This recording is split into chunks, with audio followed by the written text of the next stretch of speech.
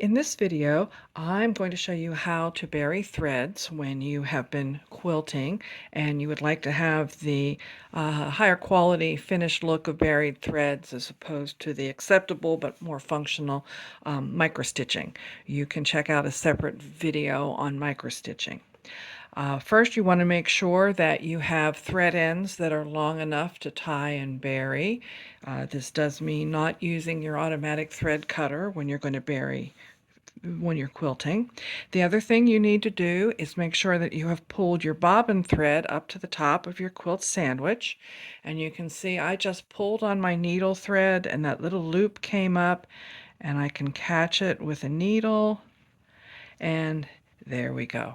All right, I'm going to show three different approaches to burying threads. The first one is knot and bury. And to do this, you take your two thread ends and you make a knot, and then you make another knot so that you have a nice little secure point there. Now, the next thing you want to do is thread these loose ends into your needle so that you can bury them in your quilt sandwich.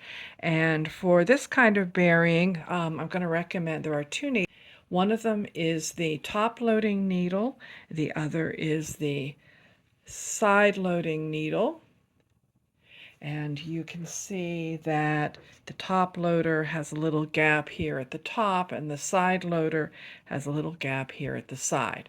Either one works fine. You might want to have some of each in your quilt studio. I find that the side loading needles work better with the finer threads like the Aurifil 50 weight.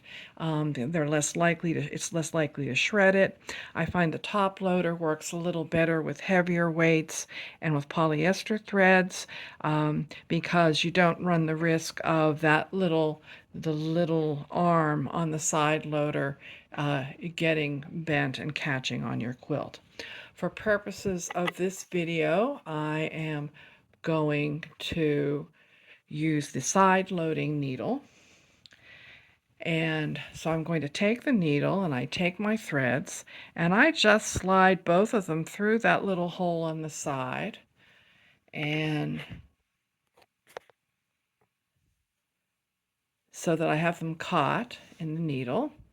And then you take your needle and you try to find the hole where the thread came out. You see right there, I'm going to aim for that. And then you slide the needle into your quilt sandwich. You want to be careful that it goes through the batting. I have one hand underneath it to make sure that the needle doesn't come out, one on top. And then you slide the thread through and pull it all out the other side. Let me go back there. Pull it out the other side.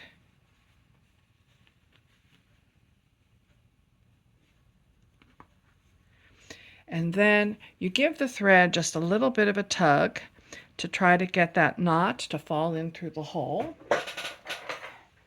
And then you're able to scrunch it up a little bit, clip the threads, and there you go. And that is the way you would bury threads with the knot method. Now, there is another method that works very nicely. I learned this one from David Owen Hastings, where you skip the knot and you just lasso and bury the threads. And in this method, you take a piece of thread. I would actually just use regular polyester garment thread for this.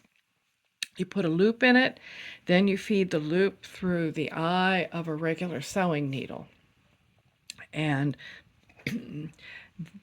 what you do is you open that loop up, open it up, put it over your threads, and slide those threads through the loop. It actually is easier than I'm making it look. So there you can see you have your threads, you have them caught in the loop, in the needle. Now you can take the needle, and again, you want to try to put it in the hole where it came out. Slide through the batting, pull the needle out on the other side, and you can see it pulls the thread right through with it. and you can give it a little tug, trim the threads, and it's good.